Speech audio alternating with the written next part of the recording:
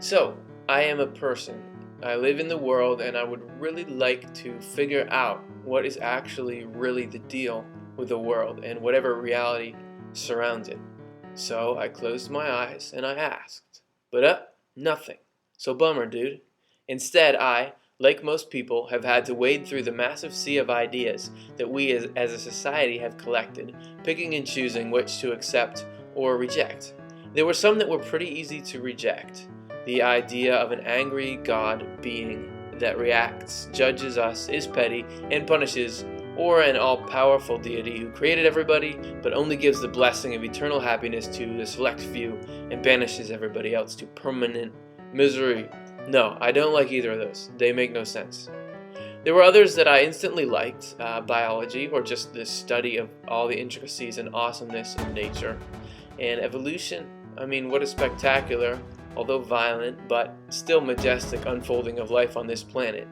But there was another idea I soon came upon that involved all of this. There was a big group of people who had an idea which said that since nature, take a tree for instance, since we've discovered that a tree is a complex biological organism, and since it fits into place in the evolutionary context and all its physical parts make sense in the context of each other, that from that we know there's nothing spiritual or something else behind it.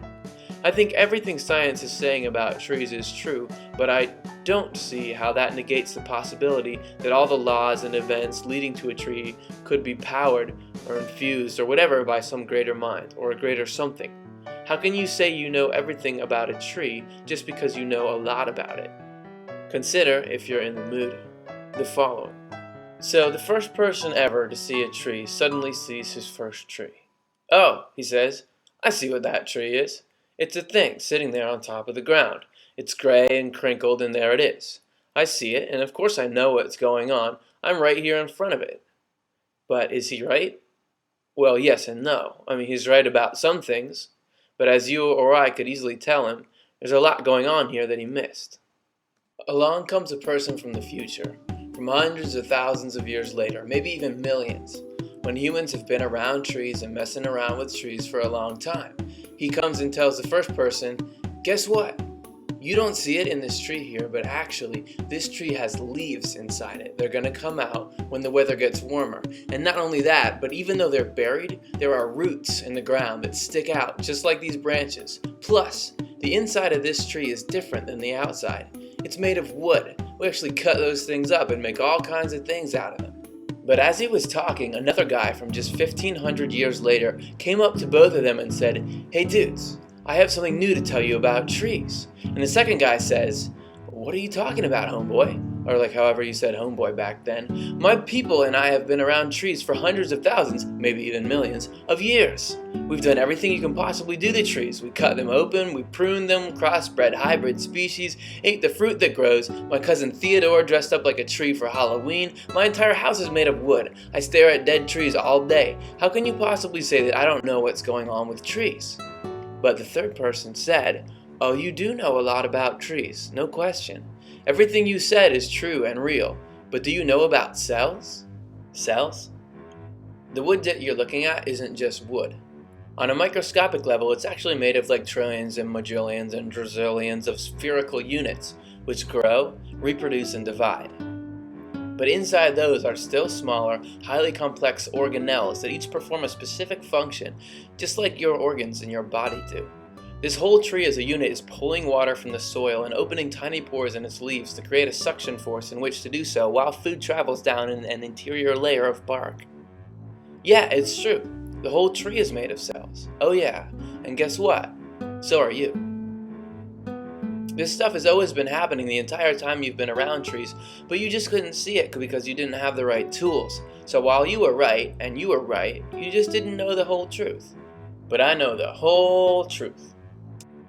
But, just then, a person from only 30 years later came along and said, I have something new to tell you about trees, dudes. Wait, the third person said, are you crazy? I already know everything about trees. I've looked them over completely with a microscope. I know how trees grow, how they consume and produce energy, why they die, everything. It makes complete sense on a cellular level. Everything's accounted for. If there was something else going on, I would have seen it. But that doesn't matter because there doesn't need to be anything else. It's a complete, self-consistent system. I've studied it and I know everything about it. How can you say I don't know about this tree? But the fourth person said, "Oh, you do know a lot about trees. No question. Everything you said is true and real. But do you know about atoms?" Atoms?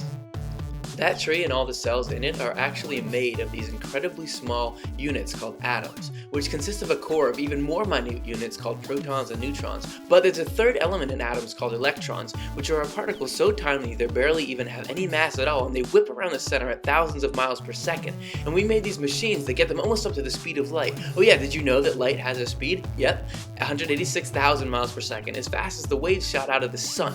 Well, they might not be waves, they might be particles, but right now we think they act like both. Oh yeah, did I mention that we may at this point be discovering that matter can actually exist simultaneously in two places at once? Two places at the same time! And there are actually may not be 3 dimensions, length, width, and height, but well over 10 dimensions. Most of them exist at such a microscopic level that we had no idea that they even existed though until now. But the real kicker is that even though atoms are made up of these little tiny particles, and the particles are so small and so spread out that the vast majority of any atom is empty space. Like the actual matter content is just a marble's worth in a football field. So that tree you're looking at is almost all empty space. Nothing. Not only that tree, but every single thing you've ever seen is practically nothing, including you.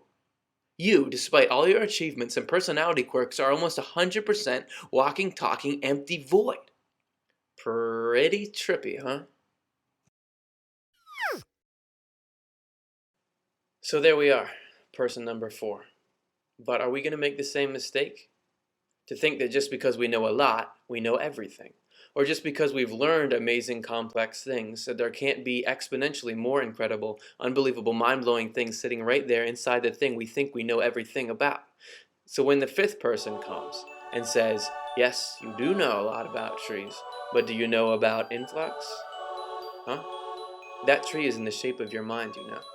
We've learned that the force that set the course of evolution to create and maintain the exact shapes around you, as opposed to the infinite other possibilities, is the same one that shaped you, and is constantly mirroring your interiors in the way the universe is organized, as it is in dreams, but here, in our waking reality. The mammals, reptiles, birds, fish, and insects you see around you are, in addition to being animals, 3-dimensional living representations of your feelings and thoughts. And plants, like this tree grows and reproduces, but is also a living picture of rationality and the potential of the human mind. And like everything else, your human form reflects the divine human you stem from. And just like you love, care for, spend time with, and play video games with the people around you, the divine loves, cares for, and provides for your life in a trillion unseen ways.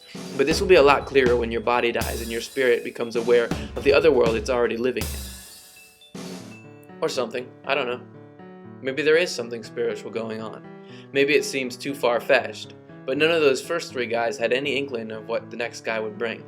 It's been the rule so far that life is always showing us that there are forces at work that have been there all along but we couldn't see before. I don't understand the logic that says, because I know a lot about something, I know everything about it, when that's never been the case yet. I guess I just don't get how you can say you know there's not God inside a tree.